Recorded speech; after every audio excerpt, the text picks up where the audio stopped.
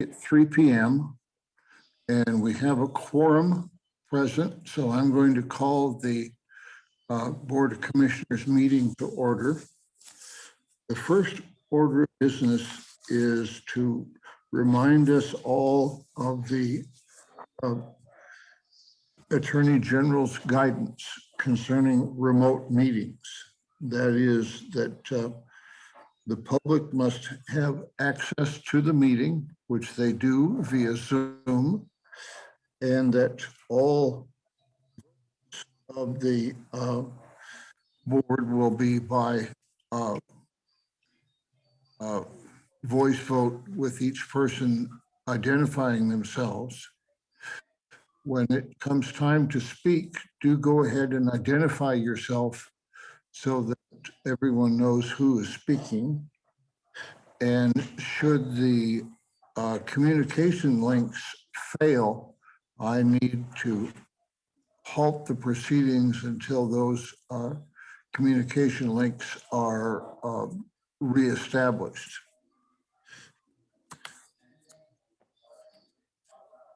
Given that,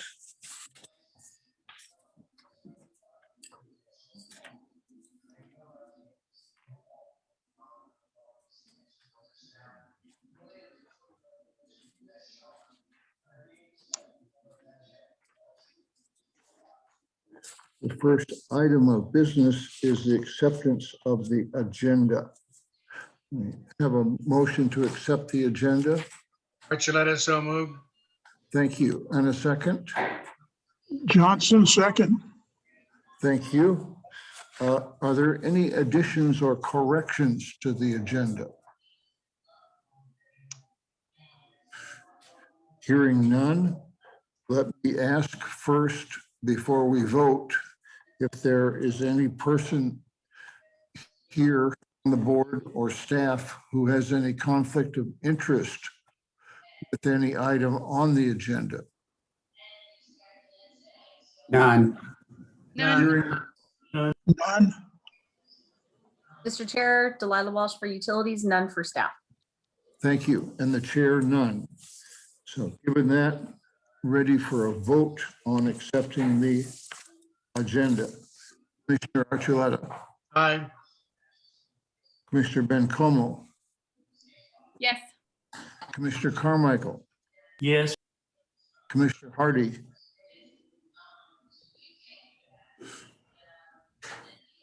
Sorry, yes. Commissioner Johnson, Aye. Commissioner Sword, Yes. and the chair, yes. Thank you. The next item of business is public participation. And we do have one rather lengthy message from a member of the public. It pertains to the resolution on the Talavera extension. So I'm going to mention now that Mr. Gregory Shervanek has submitted a comment. When we get to that resolution, I will read his comment into the record and ask that staff research his considerations and report back to us. The next item of business is the administrative report.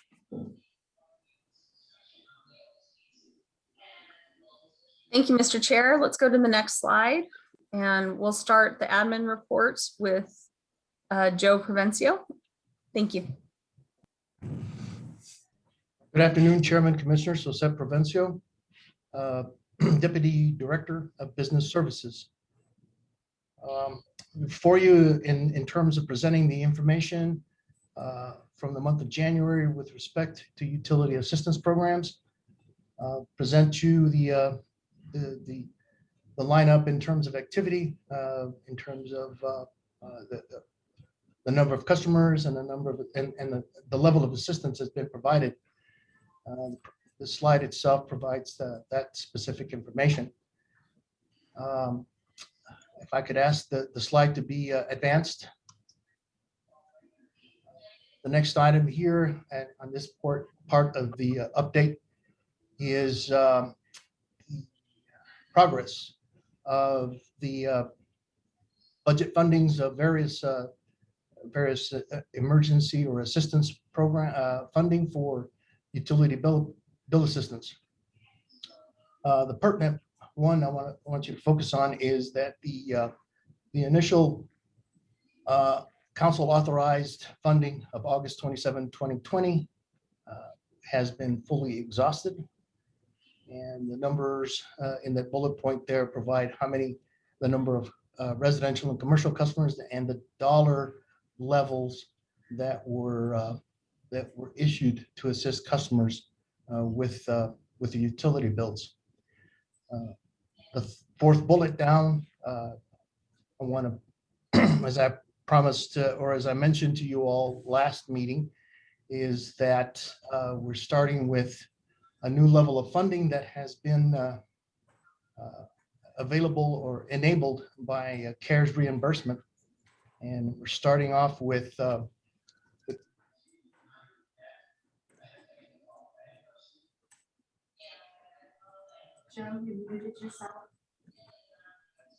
sorry, that we assisted last month as 93 residential customers, providing over $22,000 in help.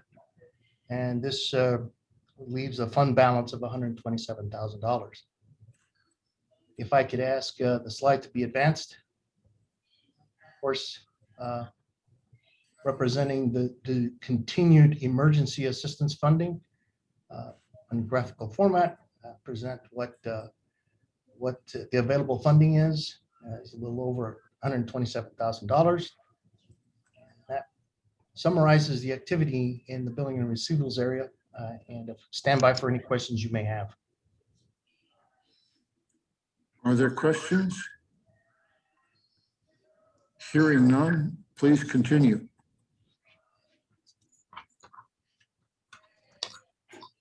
Let's go to the next slide for Dominique.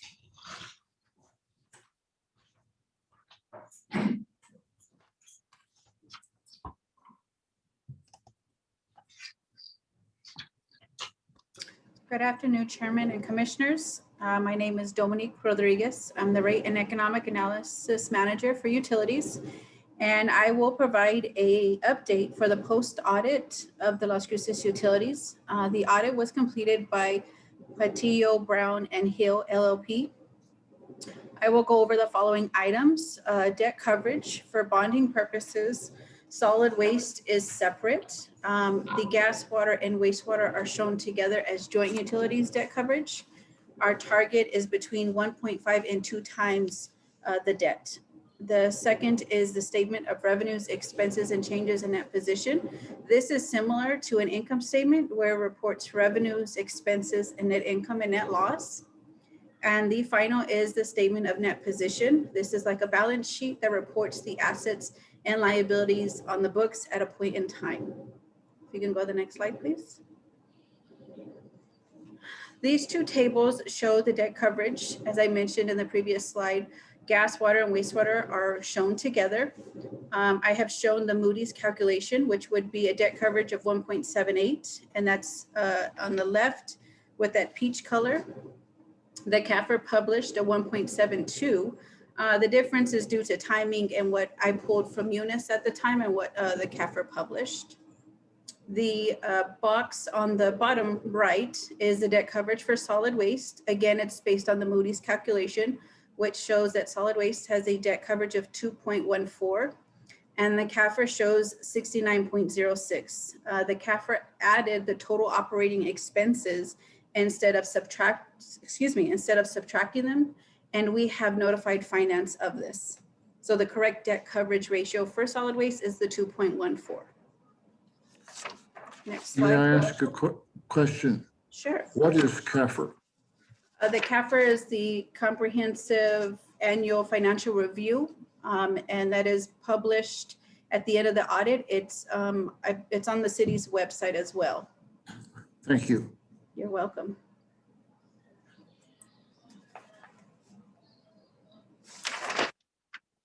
The statement of revenues, expenses, and changes in net position. So this is a brief overview of this statement. You can see what our net position was at the beginning of the year, which is that top line per utility. And then after the revenues and expenses are accounted for, that is what our net position is at the end of the year. So if they're closer, we show that there isn't much of a difference, that revenues are covering those expenditures. Okay, next slide, please. The statement of net position shows the valuation of each utility at that point in time, because this is where it's looking at the assets and liabilities. So you can see per utility how much each utility is valued at. Okay, next slide, please. The following slides were presented by the auditors to the City Council this month.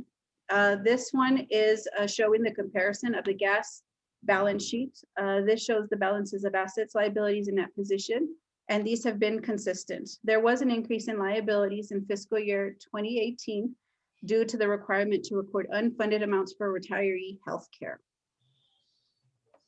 Next slide, please. This gas fund graph shows the revenues and expenditures.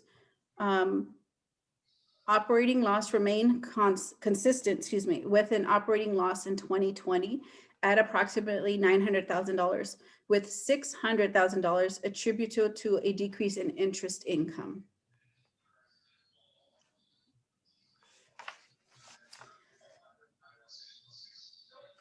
This slide is the water balance sheet. This shows the balance again of assets, liabilities, and net position, and have steadily increased. Similar to gas, there was an increase in liability due to the requirement to record the unfunded amounts for the retiree health care.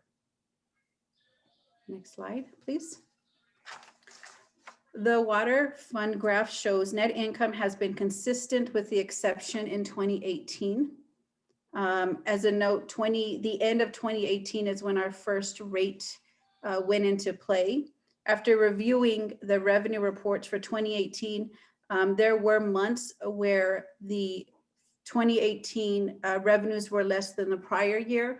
That kind of signifies that we possibly had a winter year for 2018 for those months. Next slide, please. The wastewater balance sheet, this shows again the balances of assets, liabilities, and net position, and they were consistent. There was an increase in 2020, which was related to the new debt being issued. The wastewater graph shows an increase in revenues, which is attributed to the rate increases that were implemented. Next slide, please. The solid waste fund balance sheet shows the balances of assets, liabilities, and net position, and have remained constant. This one did not change very much over the past 5 years. And the final slide is the solid waste fund. This shows that expenses increased in 2020. And in 2020 is when the work at the pre-1965 landfill began. And so that is that increase in professional services of the 1.7 million. And that is what I have for today for the post audit utility. If you have any questions, I will be glad to answer. Any questions? Mr. Carmichael, I don't have a question. I just want to thank Dominique for the clarity of these reports. I really like the way that's done. Thank you very much. You are very welcome. I have a question too, Commissioner Johnson. Go ahead. Is there any, you said that the debt service ratio targets 1.6 to 2.0, and I noticed that gas is way above that. Is that a very concern or not? Chairman, Commissioner Johnson, so it is not a concern. We do have a lot of projects that are needing to be done. And so that is a good signal that we are able to go out for debt if needed to cover those larger projects, those larger capital expenses. Okay. It's not an indication that we're not going after them aggressively enough or anything like that? No, sir. Thank you. Thank you. Anyone else? Yeah, this is Archuleta. Go ahead, please. Typically with an audit, there's a management report too. Were there any findings in the management report of any consequence? Chairman, Commissioner Archuleta, there was a finding that was related to utility cashiering. However, the cashiering, it falls underneath the financial services. And it was the handling of cash receipts where the supervisor did not sign off on those cash receipts. The Treasury Office and Finance has addressed those, have made the changes and training to fix that audit finding. So that's been corrected? Yes, sir, that is correct. Okay, thank you. You're And welcome. if I may, Mr. Chairman, just to clarify on that, Delilah Walsh, Utilities Director. Again, as Dominique mentioned, it was part of Treasury's process. So even though it was a utility bill that was referenced, it has nothing to do with utilities, but Finance has corrected it on their side. Okay. All right, thank you. Anything else? I have one. On the whole, the reports looked really very favorable. I can see that we're looking forward to our gas rate review. Are there any problems that were revealed in putting together this material? Chairman, this is Dominique Rodriguez again. What we were able to see by doing this and looking at these reports is the revenues are starting to not cover the expenditures, which is a good indicator of why we need to do a rate review process of them. So that just allows us to align, one, the revenue requirement, and two, that if there's any new customers, we're able to align them correctly to their correct classes and rates. Mr. Chair, again, Delilah Walsh, if I may. So as Dominique mentioned, having that visual representation showing the difference between revenues and expenses is very helpful for us for the rate setting process. If you look at those net position slides, and we don't need to go back to them, but the thing you want to see is that your net position is staying the same or growing a little bit, because that means we're taking care of our infrastructure, that we still have value in those capital assets, and we're still operating good systems. And so that's demonstrated in this audit review, that we can see we are taking care of our system. So that's a good thing on the positive side. And you want to see that net position sort of either stay the same or grow just a little bit, because that means your infrastructure is doing well. We have had, and you'll see it in wastewater, you know, they're starting to have good debt coverage and a better net position. But remember, we deferred a lot of maintenance in a lot of ways in water and wastewater in particular. So, you know, we were impacted by that 10-year no new rates. But in addition to that, I want to thank Commissioner Archuleta. He's the one that requested that we do this kind of report to really show the value of the utility, so you as a board could see really what we look like from a very high level view. Okay, thank you.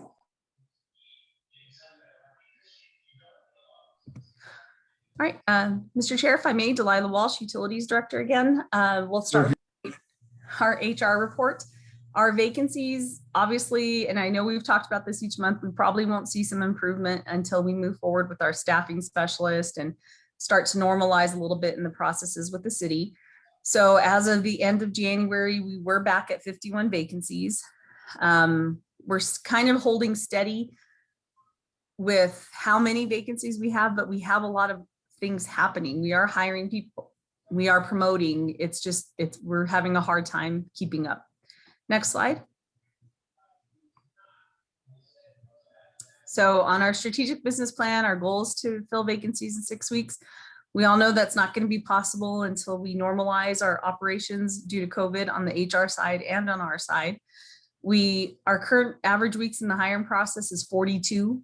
So we have a long way to go to get down to 6. HR, under their strategic business plan, their goal is 10 weeks. And so that's going to be our first to cut the 42 weeks in half, and then get to HR's 10-week goal, and then get to our 6-week goal. With that, we've seen more movement in HR, which is a good thing, moving our processes forward. Next slide, please. So to that point, since October of 2019, we've filled 70 positions. That's one new position every single week. But again, if you fill a position, it still takes you 42 weeks to get the next one should somebody resign. So I think I've mentioned it before. It takes 2 weeks for an employee to resign and 42 weeks for us to replace them. As of the end of the month, we were waiting on 7 reclass requests. We're awaiting 2 new PAQs. We have 7 positions that we're awaiting release of candidates. That means HR gives us the candidates so we can review them and score them. 9 positions we're waiting to get posted on NeoGov. 3 positions we're waiting HR authorization for us to interview those candidates.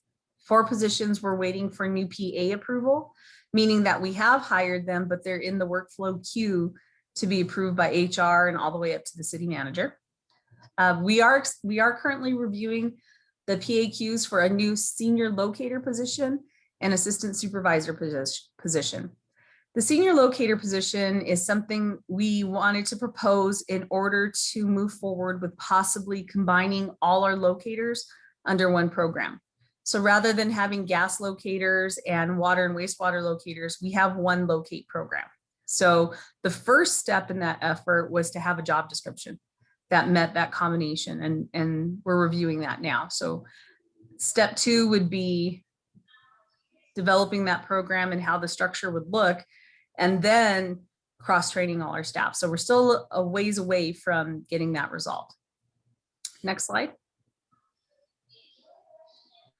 Looking forward, our staffing specialist position interviews were completed, and we are scoring applicants. We hope to be able to make an offer, have somebody offered by next week, and hopefully somebody in place by March.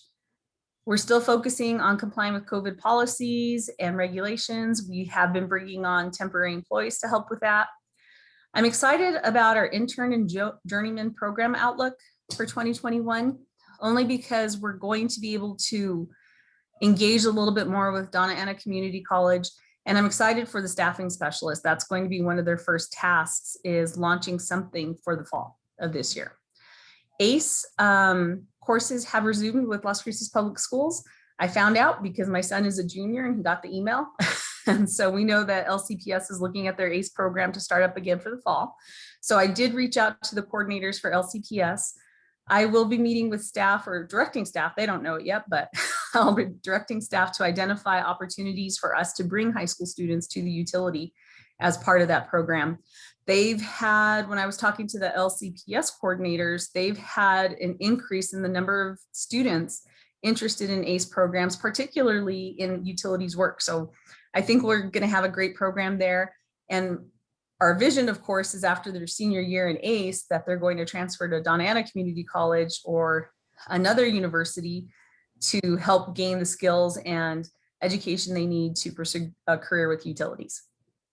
In addition to that, also, I'll be telling my staff next week, I haven't informed them, but I will be requesting each section to develop a summer intern project or opportunity.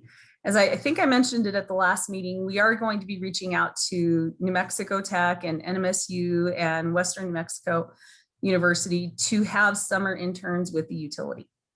And so I'm very excited about that. Of course, I think I've mentioned it before, I'm partial to my own alma mater, but we want to give those opportunities for Las Cruces students to come back to Las Cruces to do those internships and not have to go to Albuquerque. We are opening applications for 2 new interns for fall of 2021. We have made an adjustment to our intern application, and that was through the city manager's office. We had a discussion. We had a citizenship requirement for eligibility on the intern program, and EFO has approved for us to remove that. I don't know why it was in there in the first place. I'm assuming it has something to do with contracts and employment. I really don't know. It was added when we first started the program, but that has been removed. And so Adrian's working on updating that document so it'll post correctly on our website. With that, I stand for any questions.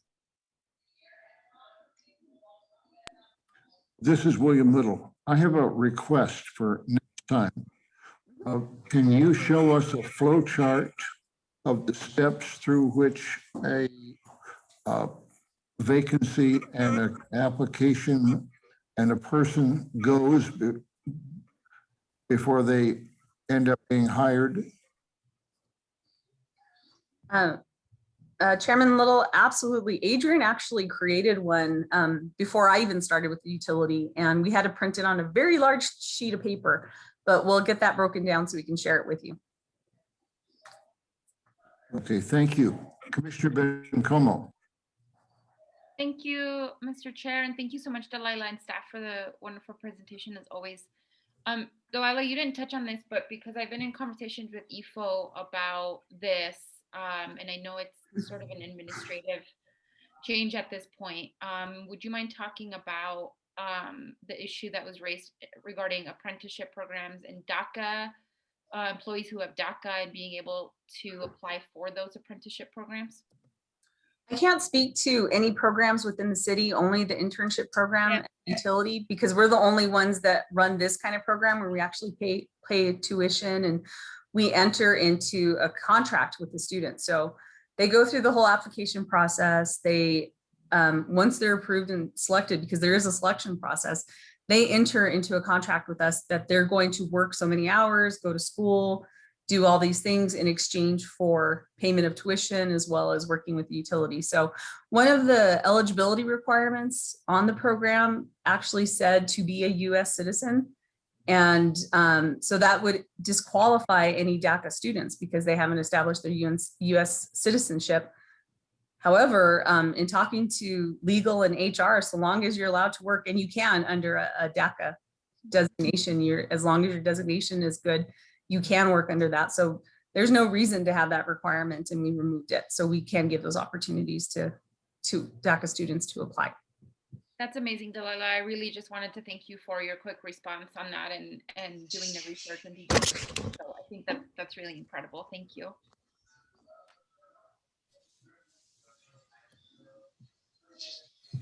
Okay, thank you. Anything else?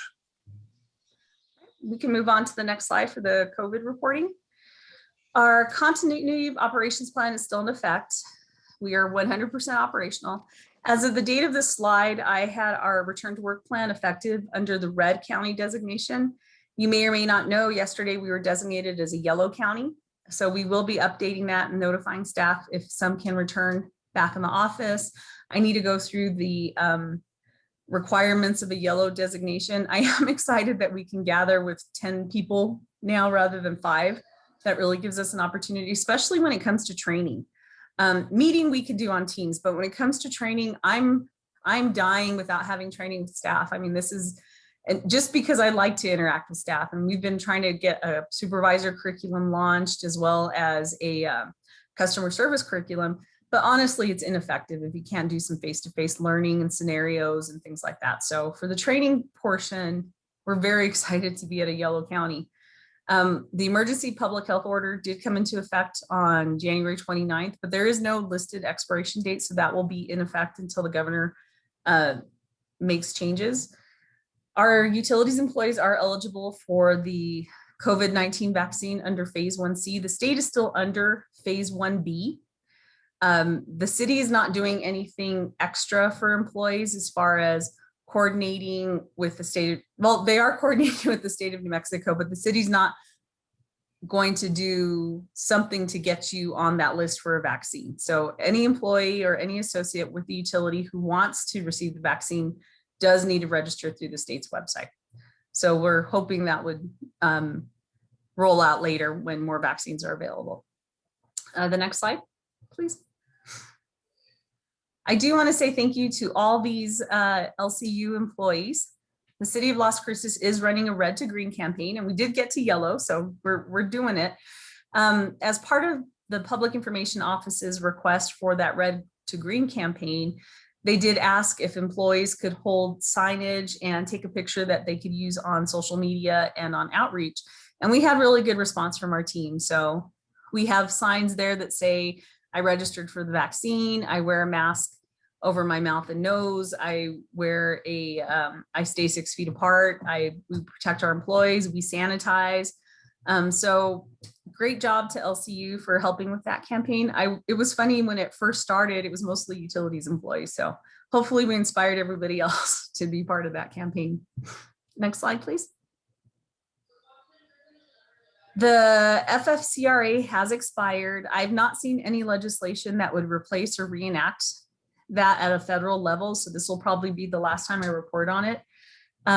We're still following NMED rules. It's New Mexico Environment Department, OSHA division, regarding notification of positive cases as well as quarantine. We will continue to sanitize the common areas. I think I've shared this. Oh, thank you, Councilor Sorg. Shared this before, but we have budgeted to sanitize all our spaces through the end of the fiscal year. And likely we'll continue that into the year until we get a good feel that the governor is lifting the pandemic or public health order. We are still using temps to help us. And we did receive funding for the CARES Act to replenish the utility assistance fund. So just as Joe told you, that's why we have 122,000 in there instead of only 10,000, because we've been able to replenish that through CARES funding. That's it for COVID reporting. I stand for any questions.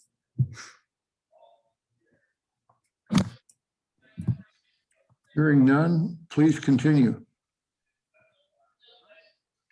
This is a new slide in the admin report, and I encourage you and invite you to start this discussion. We're going to start reporting on our energy transition and decarbonization.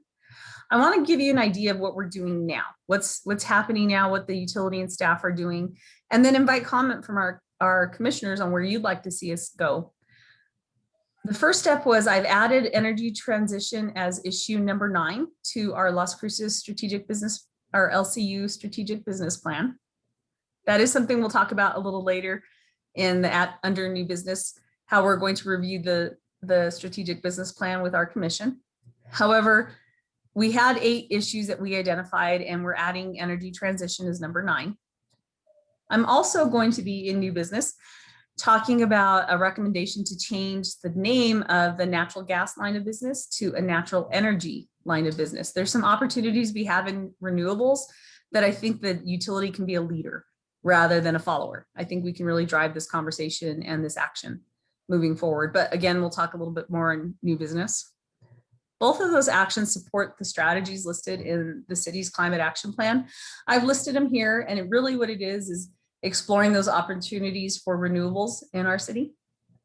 Next slide, please. The other thing that we've done is ask the consultant working on our current gas rate review to add a decarbonization or environmental rate rider to the rates. So when we identify projects to improve gas use efficiency or decarbonization projects, we'll have a mechanism in place in order to raise funding for those projects. So that's something that'll be coming to you after UCAG review. The other is developing, just going back to that decarbonization rider, is developing energy efficient programs in support of the CAP strategies that the City Council has listed. So again, I've listed them there. On the boards, and it's a lot we need to talk about. There is a lot we need to talk about and considerations we need to make, particularly in our strategic business plan. And what I mean by that is I'll use the Talavera as an example. You know, we're expanding into Talavera. We're doing some service areas in there. That area is in our service area. So under PRC rules and regulations, we are obligated to provide energy to our service area. If we choose not to, then we give the right to somebody like an investor-owned utility, and I'll pick on Zia Gas, though, you know, that's the nearest we have to our service area. We invite them in to those areas to run their natural gas lines. And then we don't have control over the decarbonization efforts. We don't have control over efficiency efforts. We kind of give up our ability to operate the way we want a gas system to operate. In addition to that, we've got big users such as NASA. You know, we all know with the Artemis project that NASA is going to the moon. That's the newest push. And if you've talked to employees out at the site, that's what they're talking about now is you've got to do the rocket testing. We've got a lot going on for the Artemis project. We're not going to tell NASA, yeah, thank you for those high paying jobs, but no thanks. We don't want to take gas out there. That's really not going to be our response. But we want to be the responsible provider to those users. We don't want to give up that control to an investor-owned utility, because you know what that means. That means rates go up. That means we don't have a say anymore once we let go of that system. So I wanted to start bringing these slides. Lucio will actually be making this portion of the presentation moving forward, but I wanted to let you know where we stand. And if it's something you want to discuss in a work session, or if you have any questions or maybe directions you'd like us to move. So with that, I'll leave it open for any questions or comments. Any comments? Yes, I had a few questions about it. I don't understand exactly what our service area is. Talavera, I guess, is in the county, is that right? It's not in the city. Correct. And of course, with Mission Bell, that's definitely county right now. What sort of is the guideline here with operating in the county? I presume we have the legal right to do that right now, but that's kind of fuzzy in my understanding. Yeah, Mr. Chair, Commissioner Hardy, Delilah Walsh again. So we have interesting history when it comes to the gas services. There used to be in the county service area, and I'm going to have to ask Joe or Mario to correct me if I get anything wrong. My understanding is that we had delivery service out there, and when Hatch wanted to sell off its utility and get out of the gas business, they were going to sell everything to Zia Gas. And so we came in and said, no, we want to take care of Donna Ana County. This is our lines are already here. We want to move out of that area, but we'll still take care of what's in Donna Ana County. So I believe that agreement, our service area was defined, and it does extend beyond the city into the county because of that deal. So we took the portion that was in Donna Ana County that impacted the Las Cruces system. And then Zia Gas, I believe, took patches and other areas. But I think a part of the city system was actually a part of that. That's why we went in there. And I apologize. I don't know, Joe or Lucio, if you have any comments to that. Delilah, this is Jose Provencio, Business Services Deputy Director. You hit the high points in regard to what formerly was the Rio Grande Gas Association that together with the city provided gas service throughout the valley, up and down the valley and out to the two mesas. As the Rio Grande Gas Association was reorganized for the reasons that Delilah mentioned, there was negotiations between those entities as to what was the obligation and what was the service area defined for the city of Las Cruces. And those defined service areas were clearly marked in terms of integrating the system, all the pressure stations, so that you had a synergy and efficiency in providing service out in the outlying areas. You fast forward a few years down, the village of Hatch really eventually ended up selling their portion of the gas system to Zia Gas, which is an investor-owned utility. So you have, from that point on, from the reorganization of the Rio Grande Gas Association, specified defined service areas where the city is obligated to provide the service for gas. And from that point on, we have and been responding to building up our system, extending our system, so that we have a reliable and redundant network as we get to these outer areas in beyond city limits. And really part of the network really is indifferent to, is it inside city limits or is it outside city limits? It's a network that was provided to serve customers, and it grew over the past 20, 30 years. So what you end up having is still a network system that's mostly in the city, but it extends out into the county areas. And we're just minding our stewardship in terms of the obligation to serve natural gas service and how we came about defining that service area. And that's where Talavera subdivision is and was defined or defined as the city of Las Cruces' service area. This is Commissioner Hardy again. I have no problem with it at all. I just want to understand that really there's nothing restricting us from going ahead and operating beyond the city. There's a legitimate need and a requirement. Should we at some point consider changing our a little acronym from LCU to GLCU for the Greater Las Cruces Utility?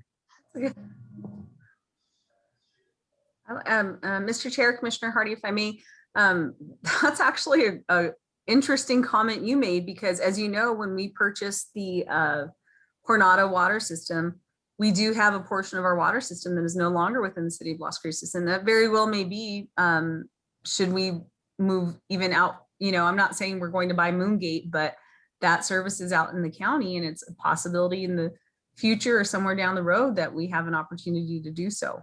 So, and just as a note to commissioners, just for your information, Lucio did confirm for me, our gas service area, what we agreed upon is actually 341 square miles. So this is Las Cruces Utilities, but our service area when it comes to the gas system is very different than just what we do in the city. Either way, Mr. Chairman, I was on the last board of directors of the Rio Grande Gas Company just before it got dissolved. And we only had meetings for maybe 6 months that I was on it. And yeah, so I followed through with that whole process, keeping an eye on it. I have a question. In one of your bullet points, you have a rate rider and the natural gas rates. Is there going to be some explanation about that rate rider? I can't say it fast 5 times. In the future here, not too distant future? Mr. Chairman, Commissioner Sorg, absolutely. That is definitely a discussion we'll be having. And even when we move forward, should it go through, we're going to have to start talking about project identification. Where are we going to put that effort when it comes, where dollars are we going to put in? So that's absolutely a discussion coming when we come forward. Okay, thank you. Anyone else? Yes, Commissioner Johnson. This probably sounds like a nitpick, but you propose changing the natural gas line of business to the natural energy line of business. So I looked up the definition of natural energy, and it says renewable energy is energy generated from natural resources such as sunlight, wind, rain, tides, geothermal heat, and some various forms of biomass. But we're not in any of those businesses. We're in the business of supplying natural gas. So it's confusing to make that change in my mind. Mr. Chair, Commissioner Johnson, absolutely. But I want to say we're not in that business yet. Only because, there are opportunities with RNG and even hydrogen to use our pipelines. So there's a lot in the future that we don't know about yet. We don't know what federal regulations are going to change. And we want to make sure we're open for that opportunity to be a player. And I'm not saying because, I just want to be able to offer more services. I really want to make sure that we're in a position to protect our citizens and provide the systems that they need.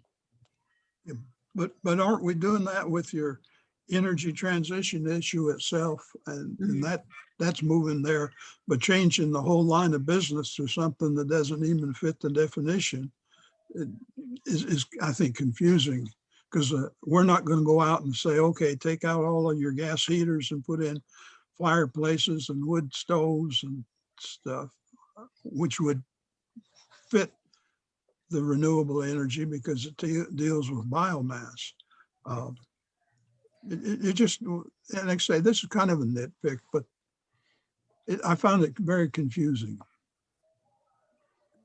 Mr. Chair, Commissioner Johnson, Delilah Walsh, Utilities Director, for the record. Absolutely, and that's something we'll take back to our staff for some more brainstorming, because we do use methane to power our plant. We do have city council ordinance authority to run an electric utility.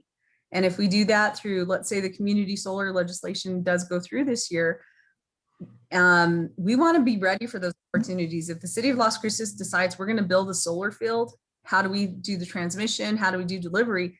We want the utility to be in place to handle that. Granted, we'll have to hire electrical engineers and whatnot, but we want to be ready for the opportunity because we are going to have change coming with the transition. But I'll definitely take that back to staff and we can brainstorm a little bit more on what would be good. Maybe it's natural gas and energy. I don't know. But that's a good point. Yeah, and certainly being ready is something we should be doing. And I think this is a very good approach to that.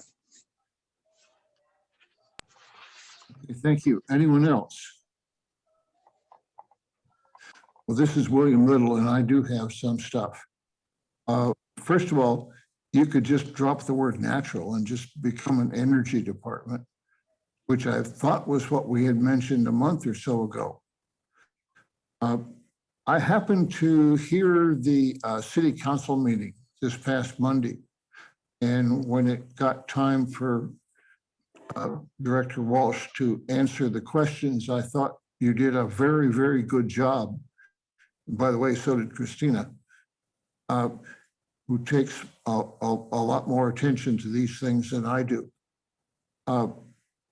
The subsequent conversation among the folks led me to believe that there's still some education that needs to take place. And I would say that not immediately, but in the not too distant future, we should have a work session where we try and thrash out concepts and intentions.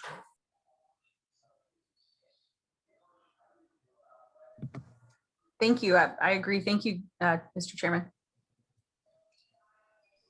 Mr. Commissioner Hardy, I agree with that. We certainly need to think about how to handle the idea of natural gas and getting rid of carbon. But whatever, and a workshop might be some way to do it. I think changing the name to energy at least takes some of the pressure off, but really doesn't solve anything. In spite of all the discussion here, I want to make sure everyone understands I'm really pro natural gas. I love it from an engineering standpoint, and I think it's an ideal fuel. And I know I'm going to appreciate it in about 2 days when that Arctic blast hits. As Commissioner Sorg, I agree with the workshop too.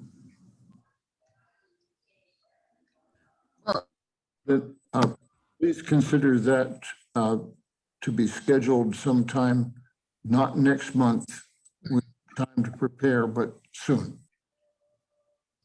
Mr. Chairman, Commissioners, Delilah Walsh, Utilities Director, absolutely. And that'll give us time because we'll want to involve the city's sustainability office also.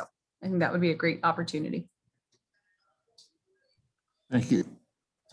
Go ahead. All right, we can go to our next slide for, I believe it's Adrian is up.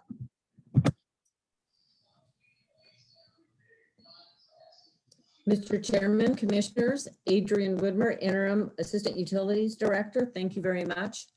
As far as water litigation for the Texas v. New Mexico, right now it's pretty much where it was before. There is just continued filings between the parties. There is an additional filing that's going to be due sometime in March.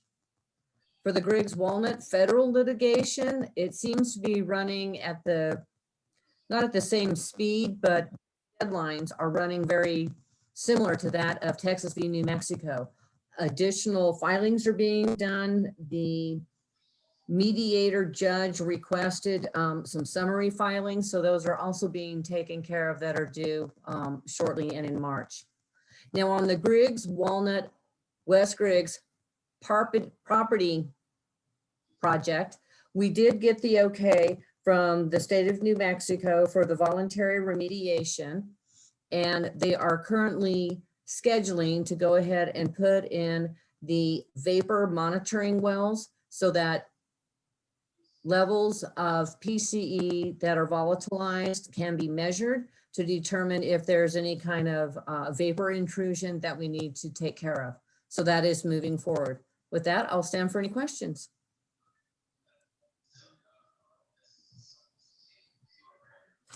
Hearing none, thank you. You're welcome. Thank you.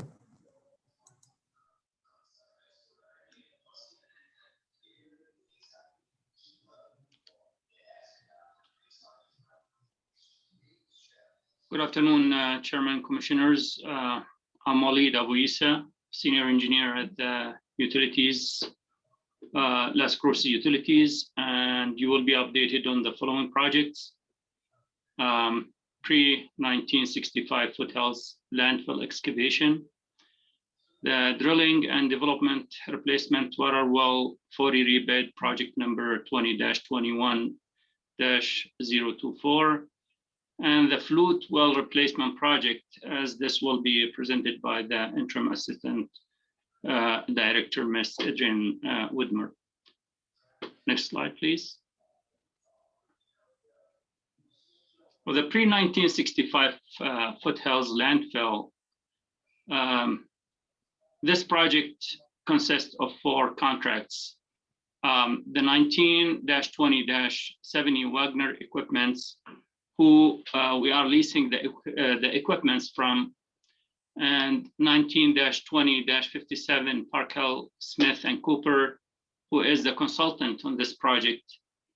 19-20-58A Crosstown Construction and Trucking, and this company who are hauling the waste from the landfill, from the foothills landfill to the South Central Solid Waste Authority landfill. And we have contract 19-20-75 Kears Environmental, who are the asbestos contractor on this project. The total combined contract cost is $1,326,447. The contract time is 227 workdays. This project started on March 18, 2020, and the estimated construction completed completion date is February 26, 2021. The west area number 3 has been completed, and west area number 2 is almost going to be completed on the February 26. However, west area number 1 is untouched, and we will continue with the removing of the waste from this west area number 1 upon budget allocation and approvals. The regulatory approval is not expected until the completion of all 3 west areas, 1, 2, and 3. The percent completion on the west removal, as mentioned, that west areas 2 and 3 has been removed, which consists of 98% of this project. Percent completed on the payment, 71%. The total waste haul as of January 8 is 27,681 tons. These being hauled to the Southwest Central Solid Waste Authority. I will stand for any question for this project. This shows, yeah, please go ahead and proceed to the next slide. Thank you. Yeah, this shows the schedule of the project.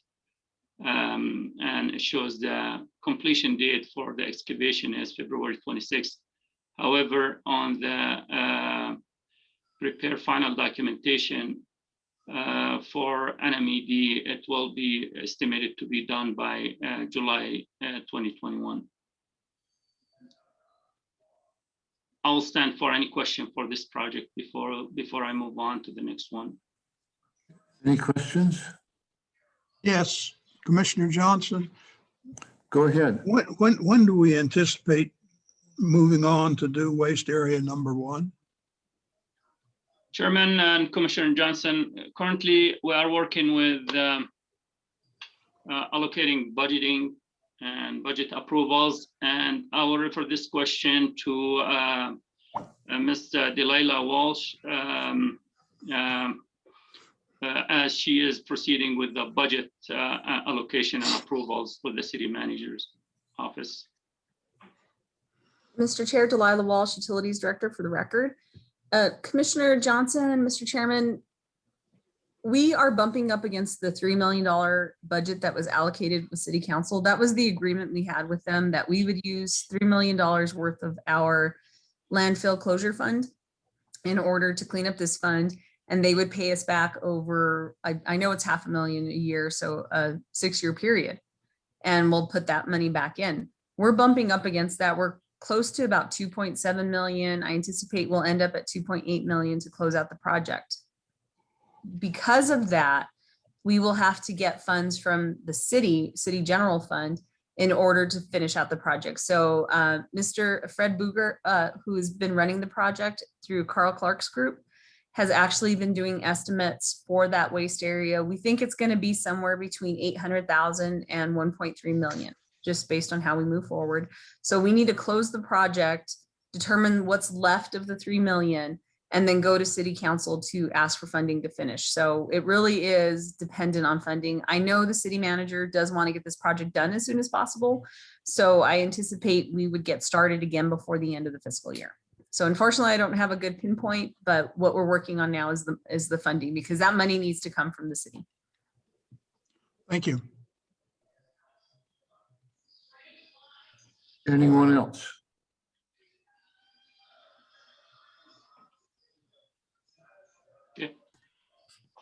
Hearing nothing further, please continue. Thank you, Chairman. Next project is the drilling and developing replacement water well 40 rebid, project number 20-21-024. The contractor on this project, KB Venture Well Drilling Pump Company, LLC.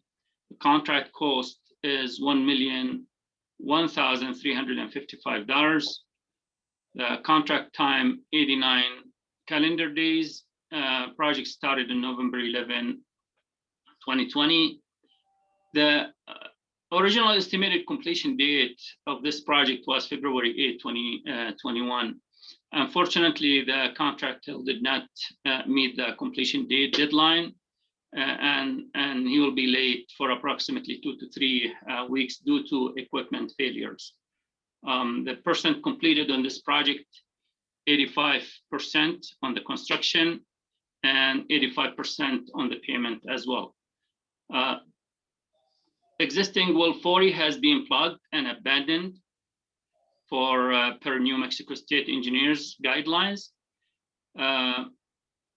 Conductor casing installed, pilot and reaming borehole completed, casing and well screen installed, gravel pack around the well is complete as well.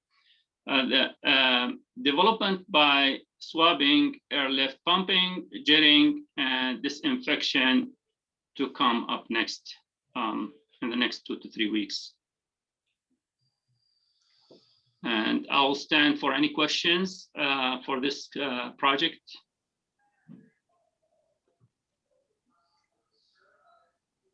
This is Commissioner Hardy. Go ahead, please. What basically was the nature of the equipment failure that occurred that caused this delay? The major equipment, sorry, Chairman and Commissioner Hardy, the major is the rig. As a matter of fact, there's more than one failures in the equipment. The contractor was not maybe maintaining them. To tell you the truth, I don't know exactly what caused the failure in this equipment, but we had several of them throughout the project. For example, the shaker motor failed about 3 times. Drilling rig broke down about 3 times in the last 2 weeks. the backhoe hit the flow line, work on, so many breaks in the equipment. So many reasons also.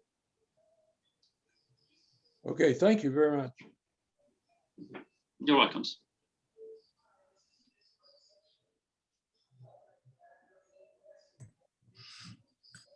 Anything else?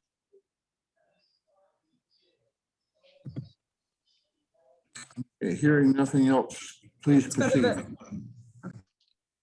Well, the next project is the flute water replacement project that will be presented by Ms. Adrienne Widmer. Thank you. Mr. Chairman, Commissioners, Adrian Widmer, Assistant Utilities Director, Interim.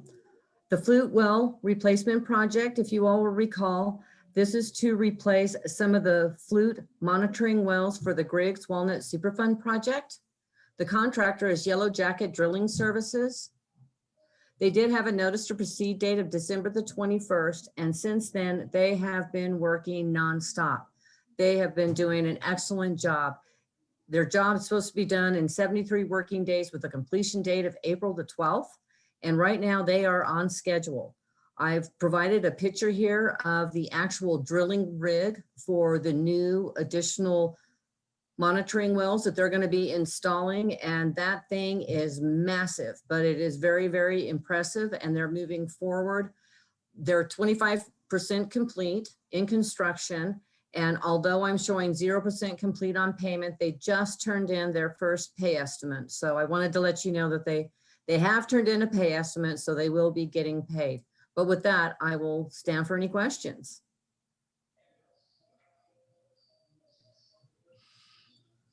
Hearing none. Thank you. Thank you.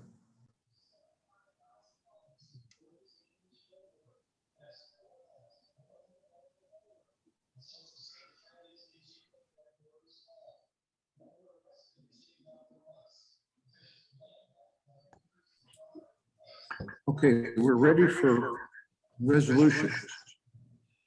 Oh, here, I've got a terrible echo. Hold still while somebody rescues me.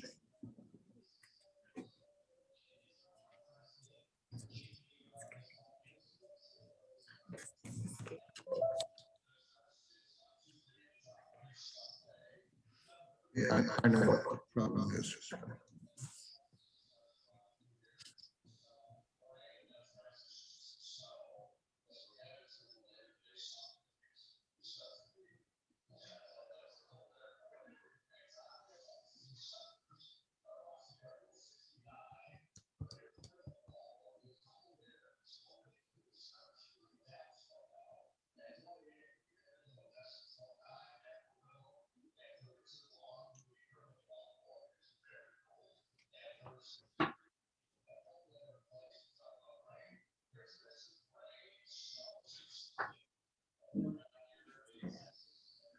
Okay, now can you hear me? Yes, echo seems to be gone. So the first resolution is resolution number 1819 LCU 008A, which amends Talavera subdivision assessment agreement. The resolution amends the initial Talavera subdivision assessment agreement to connect to city gas services approved by the board September 13th, 2018. The amended resolution only updates the project's final cost and associated payment plan options in the agreement. I need a motion to approve. Move to approve. Okay, that's Commissioner Sword, and a second. Commissioner Hardy, second. Commissioner Hardy seconds.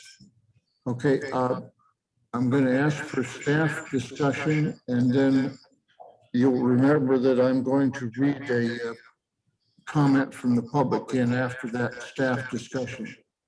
Mr. Chair, can I ask that everyone who's not speaking go on mute? That's probably why we're hearing an echo.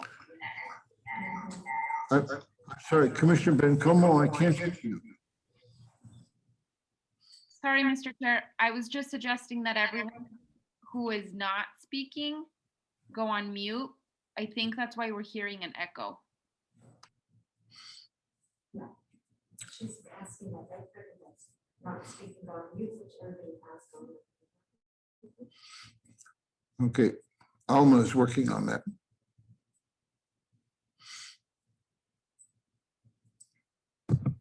That seemed to work, Mr. Chair. Okay, staff discussion. Chairman, Commissioners, Jose Provencio, Deputy Director, Business Services.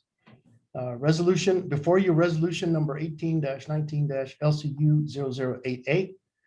As was summarized by the chair, it amends the initial Calavera subdivision. The only items that are being updated are the project's final cost and the associated payment plan options in the agreement. The initial agreement only had a payment plan options for 10 and 20 years. We had received strong interest to develop a payment plan and amortize monthly payments for a 5-year period. So that's what the amended agreement has. And it continues to communicate the information. Now, one thing that does have to be corrected is the project cost itself in the amended agreement has to be updated. If you look at the second page of the agreement in Exhibit A, paragraph 3, the correct and updated project cost is as listed in the initial agreement, initial resolution is 5.78. That value should be 5.22 million.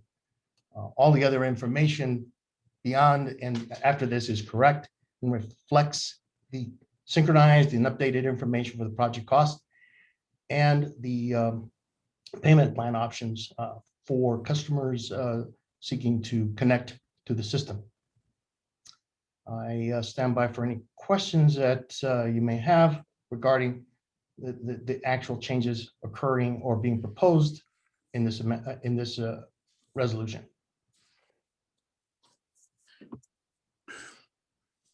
Okay, any comments or questions?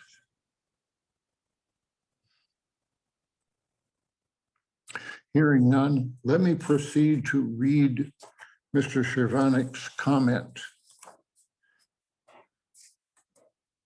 My comment concerns item number 6.1, Talavera extension. I would like you to table this resolution. My request stems from the knowledge that a high number of parcels in this project area are landlocked. Your distribution system is mostly along established roadways. Parcels which are accessed by private roads and have shared use are subject to the county's UDC zoning, making them have a higher cost to install your utility.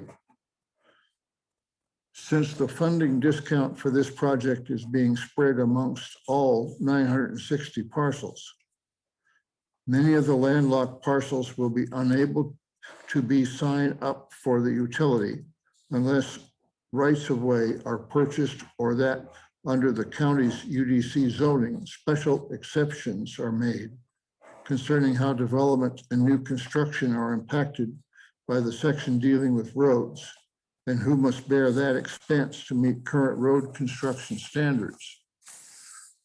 In order to increase the number of customers this project services in the future, this resolution should be rewritten and include the language of perpetuity, allowing future residents of undeveloped and landlocked parcels the same equity of cost as being given to those located along established roads and developed parcels. I appreciate the opportunity to make my comments. Gregory Chervanik. Okay, we are going to proceed thusly.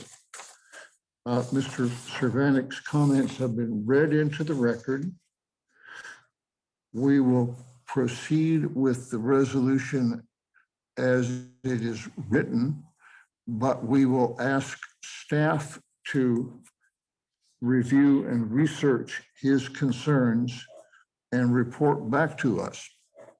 We can, in the future, amend or modify this resolution again based on that research. Given that, is there any additional comment or questions?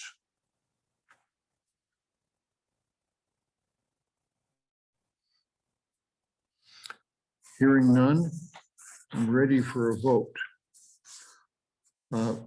Vice Chair Archuleta.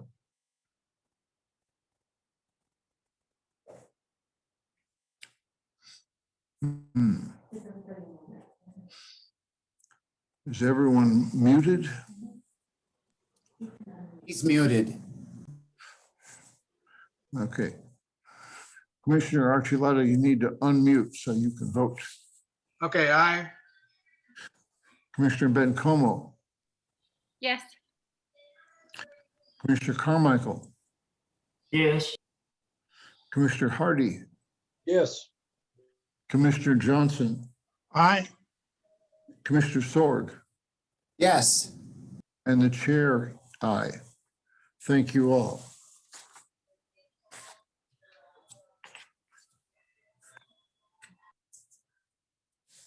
The next resolution is a resolution to execute the State of New Mexico Environment Department 2020 Legislative Grant Agreement, number 20-E2123-STB, in the amount of $500,000. Motion to approve.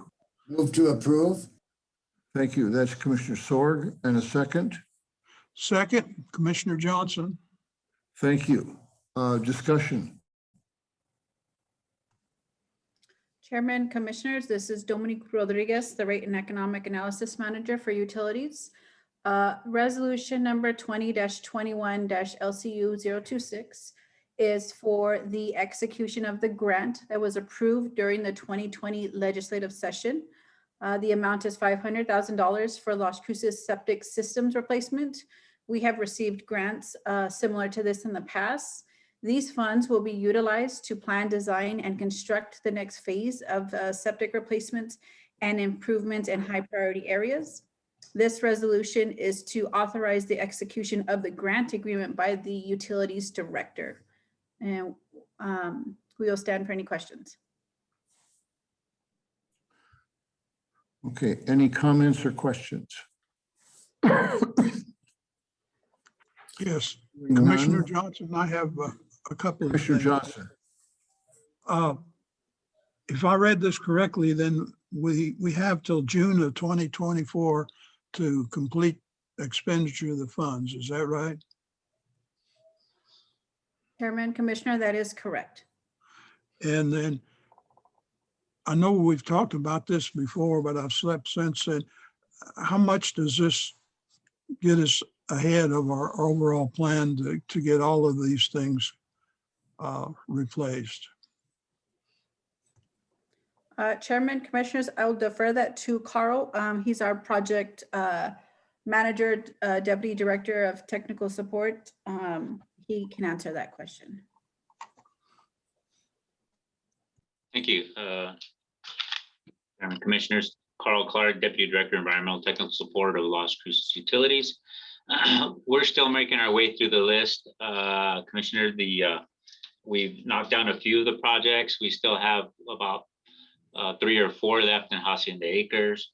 We're actually planning on utilizing this $500,000 at the southern end of town at Brittany Estates, Estados Serenos. There's a large concentration of residents in there on parcels that are ½ acre or less.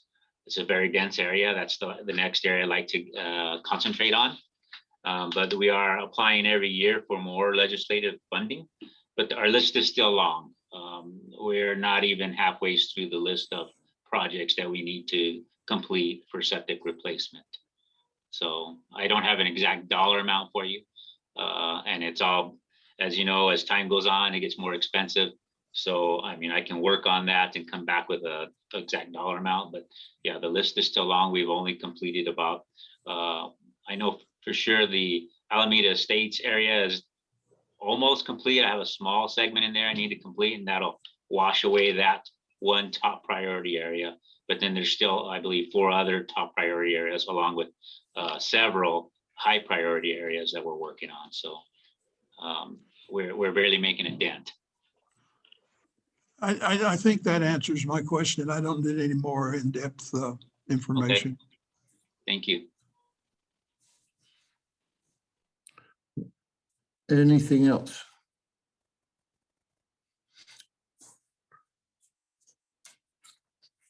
Ready for a vote.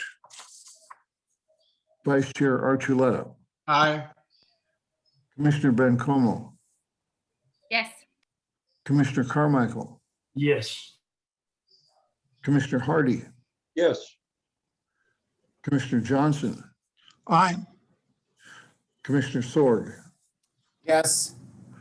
and the chair, yes. Thank you. That concludes the resolutions for this month. The next item is old business.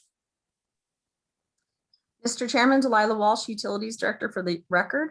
We're going to have John Morozic give an update on the sewer truck naming. Adrian will give an update on the no-des, and then I'll give you an update on our utilities tour. So we'll start with John. Good afternoon, Chairman and Commissioners. John Morozic, Deputy Director, Wastewater. The 4th grade class at Hillside Elementary has been notified the board has chosen Rubble as the name of the sewer camera. A plaque has been ordered, and we will arrange delivery when it's ready. Well, thank you. Adrian? Mr. Chairman, Commissioners, as you all know, we've used the no-des machine before, and that's to clean lines. And the no-des, I always have to look it up what no-des exactly means. But we've used it to clean the water lines whenever we've had some issues. Our latest time was in 2018 when we went into the San Andres estates because they had so much discolored water. Well, we were very fortunate this last year to actually receive funding from the Bureau of Reclamation on the Water Smart grant. With that, we were able to buy our own no-des machine, and it's very great. It's cool. The staff has been trained, and they're out there, and they're actually starting the cleaning processes right now. And as soon as we're able to get together, we'd really like to invite all of you to come out and take a look at this really cool machine, and perhaps we'll be able to get its own special name, much like what we've been able to do for wastewater.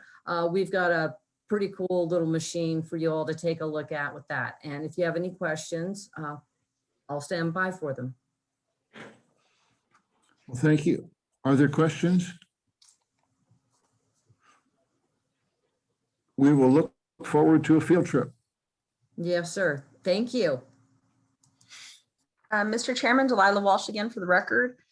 We will have our second half tour with the city manager tomorrow, February 12th. So hopefully we can finish up some of our gas sites. We've had to quite a bit, and we'll be able to meet with him tomorrow. With that, we can move on to new business. Okay, new business. So I'm going to ask you for a lot of questions. We would like to request from the board a work session for the March meeting in order to discuss the FY22 budget. We'd also like to request a work session in April for the strategic plan. And I believe after today's discussion, maybe we need a work session in May for the energy discussion on how we're going to move forward with that. Okay, and all of these work sessions can be immediately before the regular commission meeting? Yes, sir. Okay. All the commissioners can mark their calendars appropriately. Commissioner Carmichael, you had a comment? Yes, this might go back under old business. I have a couple of suggestions and a question. Back on the energy issue that was just mentioned, when that work session occurs, I would like to see included in that an update from the program that we were briefed on, that I never had a very good understanding on, that the city has entered into with a third party to provide solar power. It would seem that should have some place to be included in this. So we look forward to just an update on that. Second, back on the landfill. I don't know if, it's a question, I guess, more than anything, whether there's any savings advantage to continuing with the cleanup without a break. I know you can't come up with the funding immediately, but it would seem to me that demobilizing and then remobilizing is going to be somewhat costly, I would think. So that might be something to look into and discuss with the city manager, perhaps. My last comment is really a question.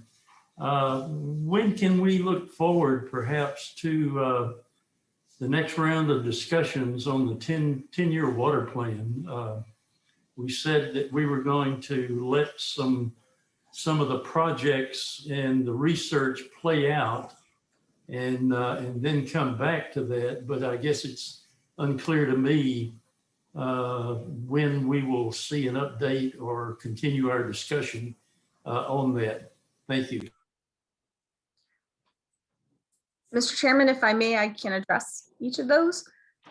For the record, Delilah Walsh, Utilities Director.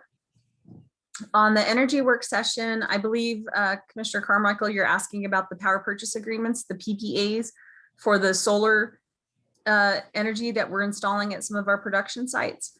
That's correct. We are working on that. I believe we've just signed off on state and land office leases. That is moving forward, but I think that's an appropriate place to give that update and get that to the board. On the landfill site, we had already scheduled demobilization for February 15th. So those leases had already or will expire and are closing out. So it was already scheduled in the budget. But absolutely, there is a cost from stopping and starting again. And we are going to try to work as quickly as possible to get that started, because we have at least now we know what to do. And I say that because when we first started this project, I don't know if you all recall, we weren't screening the material. The amount coming out of the ground was very surprising to us. We had a lot of upstart issues, but I think now that we know what we're doing, what kind of contractors we need, what kind of operators we need, what kind of equipment we need, I think we're going to see a much more efficient project for this last waste cell. And then the last one on the 10-year water plan, I'll actually turn that over to Adrian, and she may actually be able to answer a little bit on the PPAs too. Mr. Chairman, Commissioners, yes, as far as the 10-year water plan, I did receive another draft on the aquifer storage and recovery, which is currently under review. I did have some comments in there that I need them to address before giving those to you.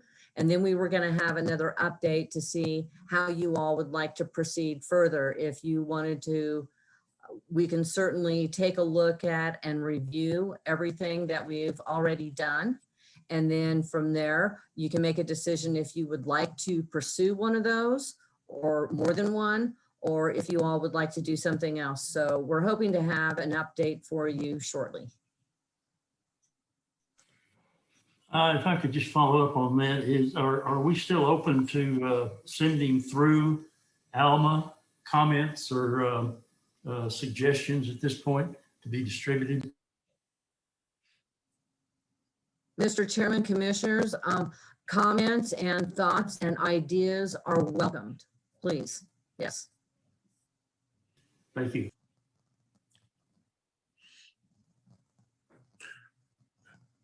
Okay.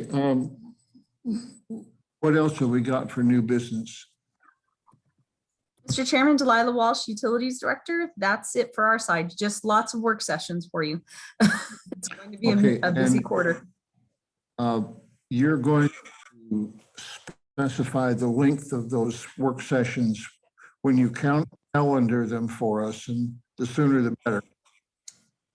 Yes, sir.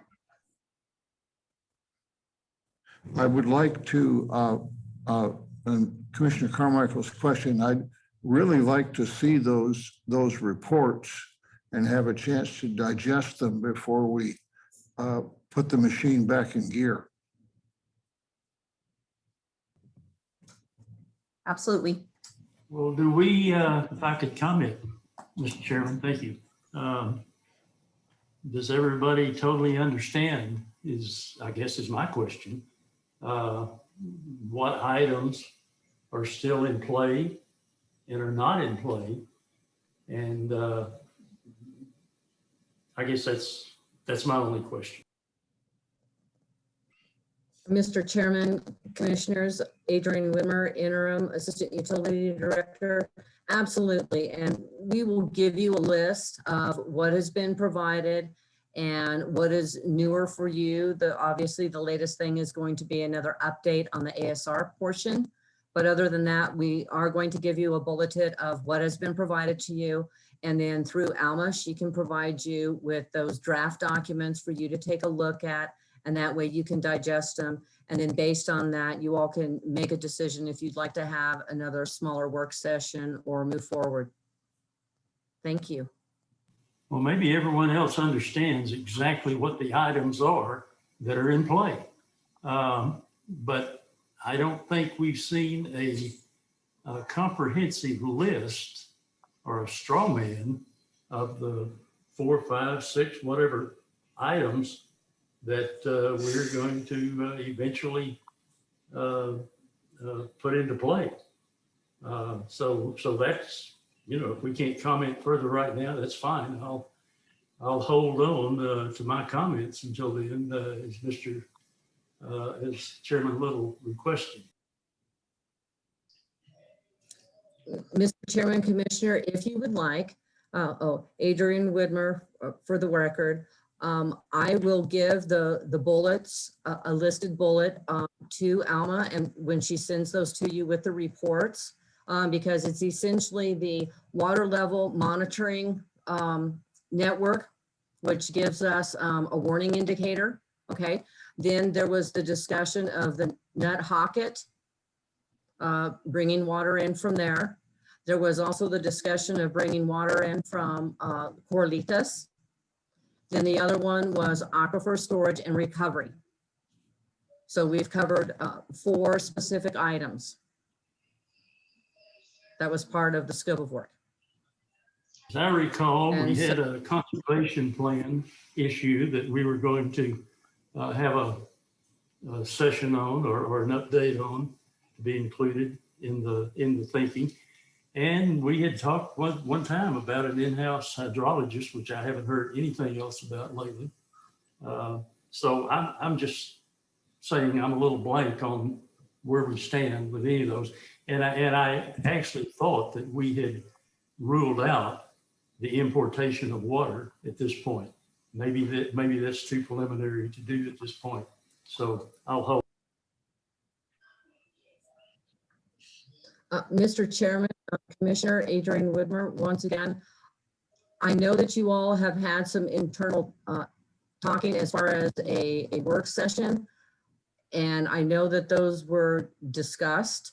You did break up with the one thing before talking about bringing in an in-house hydrologist. The PAQ specifically for that position is being worked on and going through the human resources process as we're moving forward. So if you wouldn't mind telling me in between us talking about importation of water and the hydrologist, I'm sorry that broke up and I did not hear what your comment was on that. Sorry about that. The other thing was updating the conservation plan, the set of stretch objectives for conservation. And then we had discussed at one point the updating of the, to develop a supply and demand tracking system for the full 40-year water plan, at least for the 10-year plan. Mr. Chairman, Commissioners, Adrian Whitmer, I'm going to get with Alma so that we can send you specifically what was requested from the board as far as putting together the 10-year action plan, because those were the items that were specifically requested. So let me break that down. We'll also provide to you some additional information that was provided within the 40-year water plan when we were talking about it, and then you can take a look at it and see if there's something else that we need to be moving forward on. I'm sorry for any confusion. Okay, thank you. Carl Clark, you had something. Yes, Chairman, Commissioners, Carl Clark, Deputy Director, Environmental and Technical Support with Las Cruces Utilities. Currently, the Water Conservation Steering Committee is meeting. We can also provide you a schedule of when they plan to be completed, Commissioner Carmichael. So that group is meeting. They met, I believe it was last week they met.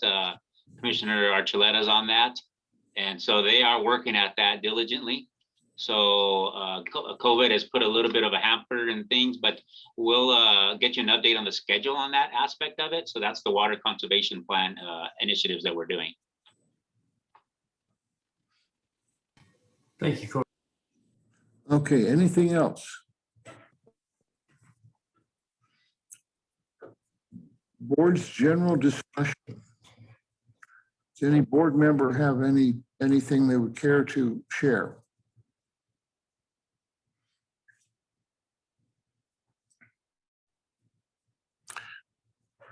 Hearing nothing, I have one item. As you probably all know, as of yesterday, Doñana County is yellow, which relaxes some of the meeting and association requirements. In particular, we can now have meetings of up to 10 people.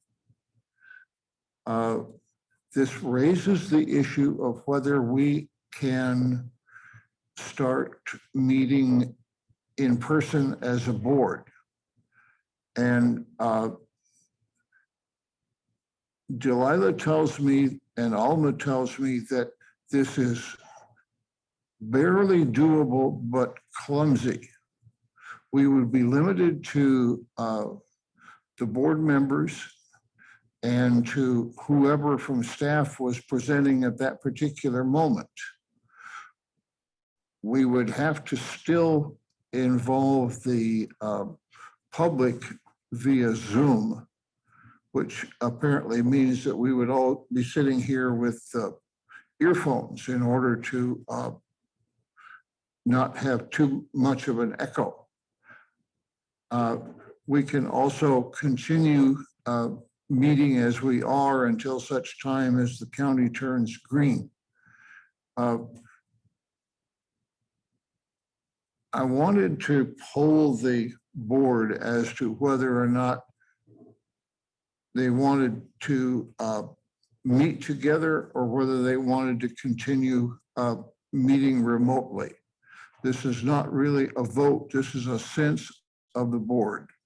But I am going to call on each of you to say remote or in person. And I'll do it backwards. My preference would be that we continue remotely. It sounds too clumsy and too hard to handle to do it partly in person and partly remote. Commissioner Archuleta. I agree. I got my first shot yesterday, and I think it's too early. I think I would prefer to do it remotely for the time being. Right. Commissioner Bencomo. Yeah, I agree. I think it's just because we can doesn't mean we should. I think Zoom is working just fine. Commissioner Carmichael. Remote.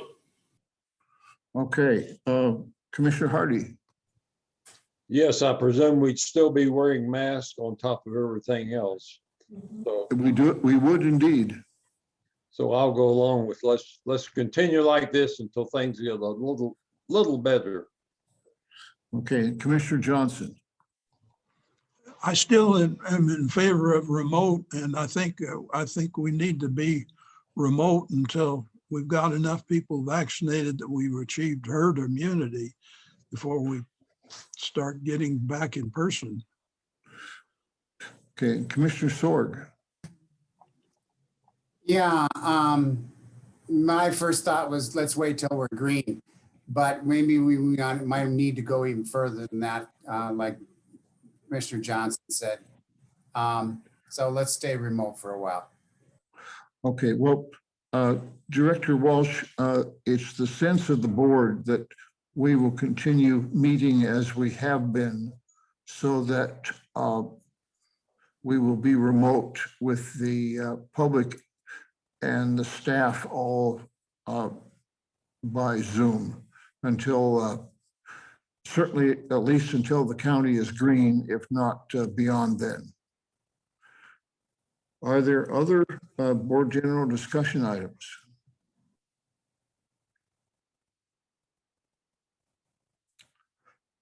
Hearing none, I will entertain a motion to adjourn. So moved, Commissioner Johnson. Commissioner Johnson, a second. Commissioner Hardy, a second. Thank you. All those in favor, unmute and say aye. Aye. Aye. Aye. Those opposed, nay. Okay, the meeting is adjourned. We will be meeting again monthly, but we will be looking forward to work sessions in advance of each of those meetings, and we will see those on our calendars soon. Thank you all for your time. Thank you.